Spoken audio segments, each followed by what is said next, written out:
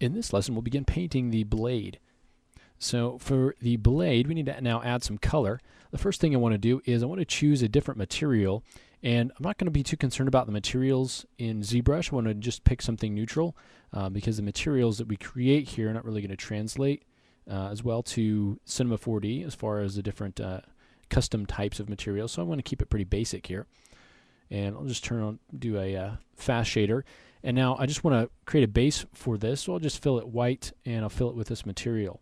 So turn on mRGB, go to color, and fill the object, making sure the intensity is up to 100. So now we have this object filled with white and filled with this particular material. So now I want to actually start painting. So I'm just going to go to a standard brush. I'm going to turn on color spray, which is going to give me some variations of color along with the location of the alpha there. Let's also get an alpha. We'll get something kind of broken up. Maybe start with something like that. And then I'm going to choose kind of a gray. Okay. Again, making sure that our symmetry is on. And also making sure that Z-add is off and RGB is on. Okay. And now I just want to come through and start painting this. And so what this will allow you to do is just get a really quick variation of whatever color it is that you have picked. Using the color spray will allow you to vary that, and then it's also going to use the alpha that you have, so you can change up your alphas if you want to get a little bit more of kind of a spotty type of a look. Okay, and really it seems like the more sort of layers that you do, in many cases the better it looks. So you just want to kind of come in here, you can kind of darken it up a little bit in some of these areas and just lay down kind of a base for this sword. And this is, you know, if you have something that's really clean and shiny, you're not going to have all of this dirt and grime and darkness on it. So it all depends on the type of look that you're going for. And then you can come in here, you can take your intensity down, start to drop this back in some of these certain areas here. Okay. We also want to lighten up any of the sharpened areas.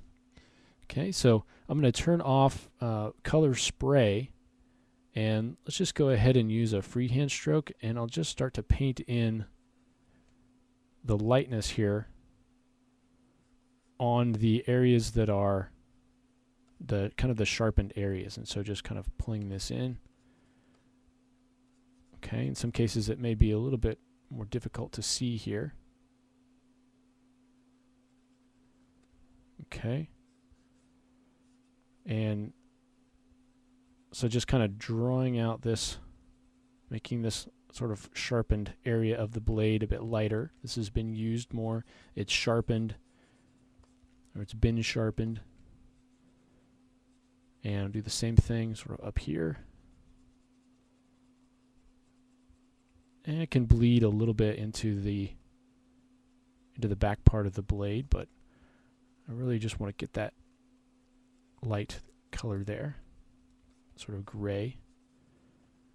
Okay.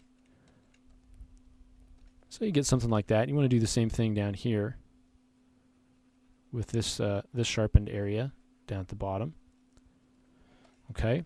Now we can start to get kind of the sharpened effect on this by choosing a different alpha, and we can choose maybe something like this, and we get maybe a darker color, and we can start to come in and just draw out some of those kind of marks where we've sharpened the blade.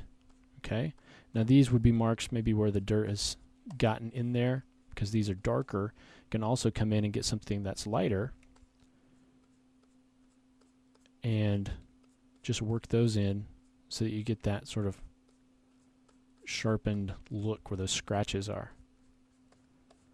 Okay, doing the same thing up here. I would just probably do that all the way down. You can see not real defined, but just gives you kind of a little bit of an indication of what's going on there.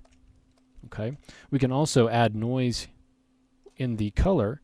If you want to try that, you can go to your surface, turn on noise, and you can see how that's now adding variation into the color. And this color blend, if we turn that down to 0, you're not going to get that. But otherwise, you're going to be able to get a little bit of variation here in the color. So you can see you can kind of vary that. And so you can go ahead and apply that to the mesh. All right. We can also start to paint in, things like dirt and dried blood and things like that we might find on our sword. And so we can go ahead and choose freehand stroke and an alpha. We can start to just kind of use our judgment here and dropping these things in. We can also use, if we have an alpha that we want to use, we can go to our drag rectangle stroke and just pull that out to get a particular, splatter type of a look, splotchy, dirt, whatever's going on with this blade, just to show a little bit of history on this so that it's not just completely clean, but we get a lot of variation here. And you probably want to mix this up a little and not just have a bunch of identical splotches.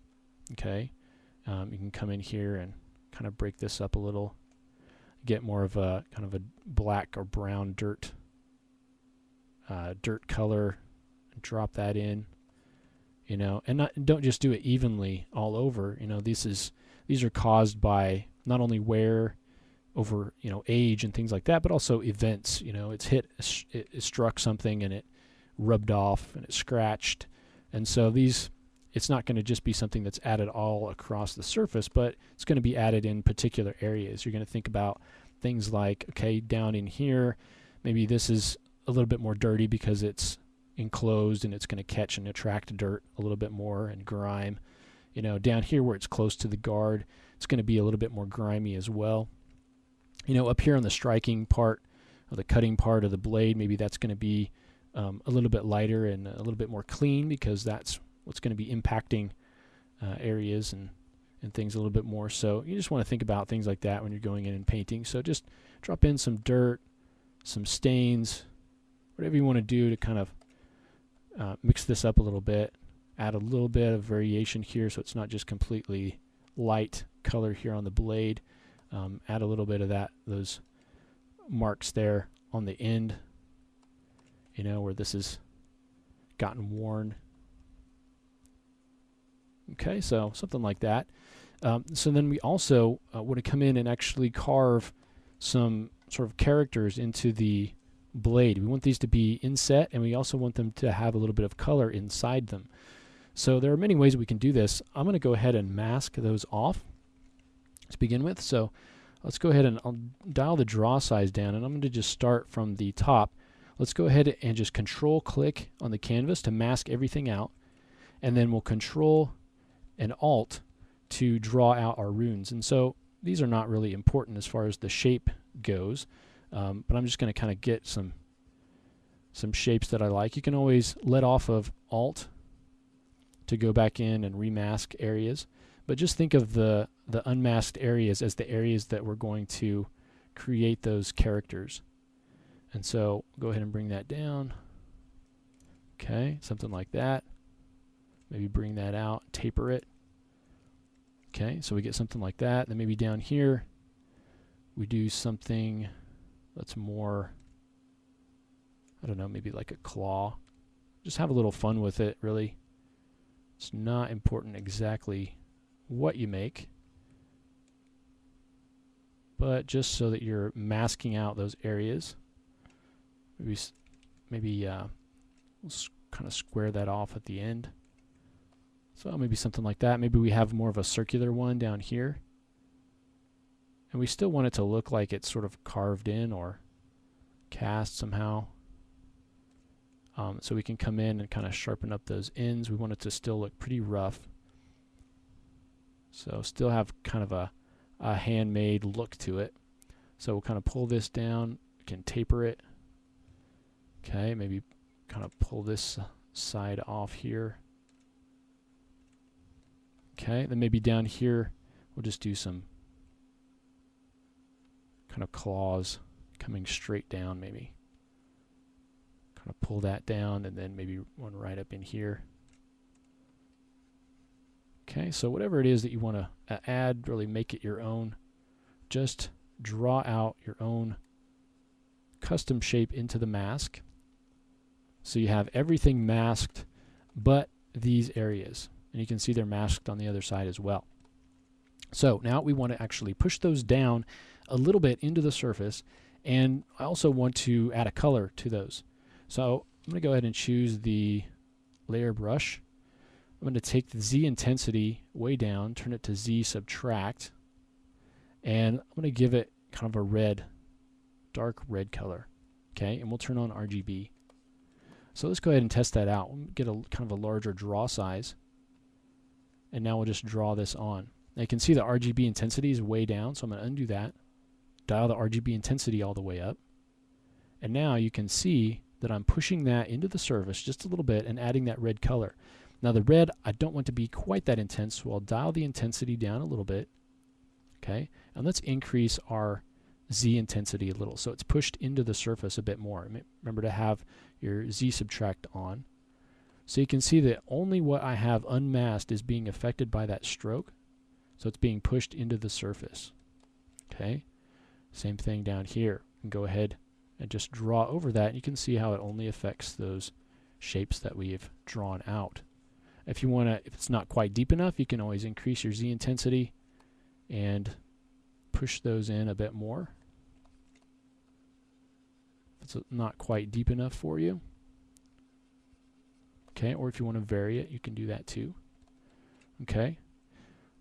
Now we can go ahead and just control drag, and now you have those sort of inset and also the color added. Now if you want to start to layer over this, then we can go back to our standard brush with our alpha, get kind of a dark dirt color, black or brown, and then we'll dial our intensity, maybe half, get a larger brush size, and then we can start to add some dirt around these areas, because these are going to attract dirt if they're inset.